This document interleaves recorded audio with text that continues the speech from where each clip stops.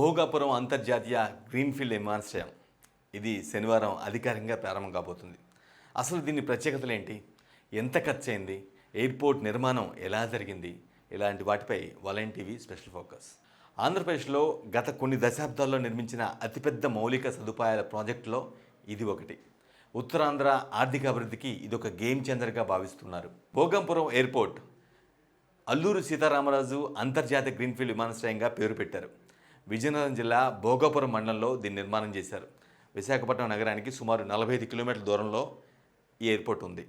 తొలిదశ నిర్మాణ వ్యయం సుమారు 4,727 కోట్లు.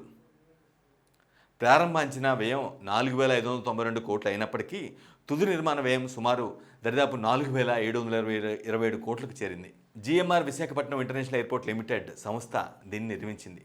ఇది ఆంధ్రప్రదేశ్ ప్రభుత్వం ప్రైవేట్ భాగస్వామ్య మోడల్లో అభివృద్ధి చేసిన ప్రాజెక్టు. రికార్డు స్థాయిలో ఈ ఎయిర్పోర్ట్ నిర్మాణాన్ని చేశారు. కేవలం 31 నెలల్లో దీన్ని పూర్తి చేశారు. చాలా రేరెస్ట్ రికార్డుగా మనం భావించాల్సిన అవసరం ఉంటుంది. ఇది భారతదేశంలో అత్యంత వేగంగా పూర్తయిన గ్రీన్ఫీల్డ్ అంతర్జాతీయ విమానాశ్రయాల్లో ఒకటిగా గుర్తింపు పొందింది.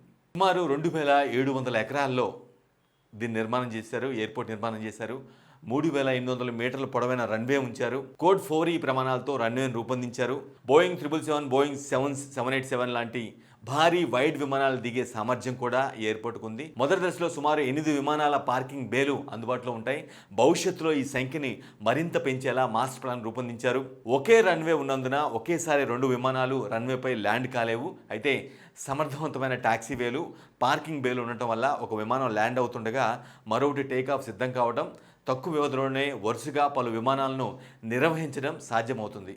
తొలి దశలో ఏడాదికి 60 లక్షల ప్రయాణికులు ప్రయాణించేలా సామర్థ్యాన్ని దీనికి రూపొందించారు. భవిష్యత్తులో విస్తరణలతో దాదాపు 4 కోట్ల వరకు పెంచేలా ప్రణాళిక రూపొందించారు. కార్గో సామర్థ్యం కూడా భారీగానే ఉంది. ప్రత్యేక కార్గో టెర్మినల్ను రూపొందించారు. ప్రారంభ దశలో సంవత్సరానికి సుమారు 20,000 మెట్రిక్ టన్నుల కార్గో నిర్వహణ సామర్థ్యం దీనికి అందుబాటులో ఉంచారు.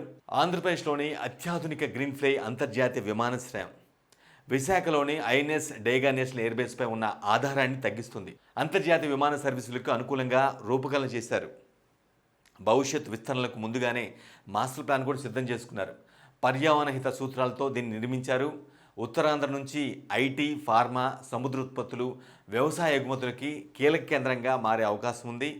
భారతదేశంలో రికార్డు స్థాయిలో 31 నెలల్లో పూర్తయిన ప్రధాన గ్రీన్ఫీల్డ్ ఎయిర్పోర్ట్లలో ఇది ఒకటి. తొలి దశలోనే అంతర్జాతీయ ప్రమాణాల రన్వే, కార్గో టెర్మినల్, ఆధునిక టెర్మినల్ భవనం, ఎయిర్ ట్రాఫిక్ కంట్రోల్ టవర్ నిర్మాణం చేశారు. సో ఒకసారిగా ఓవరాల్గా ఈ ఎయిర్పోర్ట్ ప్రత్యేకతలు ఒక బుల్లెట్ పాయింట్స్ రూపంలో కనుక మనం చూసినట్లయితే అసలు దానికి ఉన్న ప్రత్యేకతలు ఏంటి ఒక చిన్న ఒక్కొక్కటి బుల్లెట్ పాయింట్లుగా చూసినట్లయితే దాదాపు 4,727 కోట్లతో నిర్మించిన మెగా ప్రాజెక్ట్ ఇది. కేవలం 31 నెలల్లోనే పూర్తి చేశారు. 2,700 ఎకరాల విస్తీర్ణంలో ఎయిర్పోర్ట్ నిర్మాణం చేశారు. 3.8 అంటే దాదాపు 4 కిలోమీటర్ల అంతర్జాతీయ రన్వేని రూపొందించారు. బోయింగ్ 777, బోయింగ్ 787 వంటి భారీ విమానాలకు కూడా అనుకూలంగా ఉంటుంది. ఏడాదికి 60 లక్షల ప్రయాణికుల సామర్థ్యం సాధ్యపడుతుంది. భవిష్యత్తులో దీని సంఖ్య 4 కోట్ల ప్రయాణికుల వరకు విస్తరించాలని ఇప్పటికే యోచన చేస్తున్నారు. ప్రత్యేక కార్గో టెర్మినల్తో ఎగుమతులకు ఊతమిస్తుంది. ఉత్తరాంధ్ర అభివృద్ధికి కీలక మౌలిక సదుపాయంగా కాబోతుంది. విశాఖ, విజయనగరం, శ్రీకాకుళం ప్రాంతాల ఆర్థిక ముఖ చిత్రాన్ని మార్చగల సామర్థ్యం ఈ ఎయిర్పోర్ట్కు ఉంది.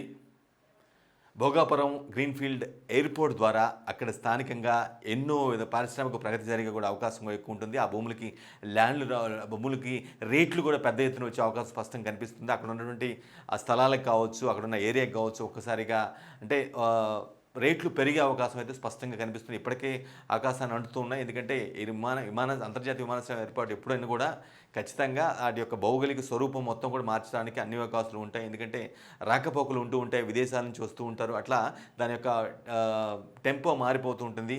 అంటే డొమెస్టిక్ ఎయిర్పోర్ట్కి ఇంటర్నేషనల్ ఎయిర్పోర్ట్కి ఉన్నటువంటి డిఫరెన్స్ కూడా అలానే మనం చూడాల్సిన అవసరం ఉంటుంది. ఏదేమైనా భోగాపురం ఎయిర్పోర్ట్ ద్వారా అయితే ఒక పెద్ద అచీవ్మెంటే ఉత్తరాంధ్రప్రదేశ్ సాధించినట్టుగా మనం భావించాల్సిన అవసరం ఉంది. అఫ్కోర్స్ దీనికి సంబంధించి ఇప్పటికే క్రెడిట్ ఎవరికి తీసుకోవాలా అని ఫైట్ చేసుకున్న పరిస్థితి కనిపిస్తుంది.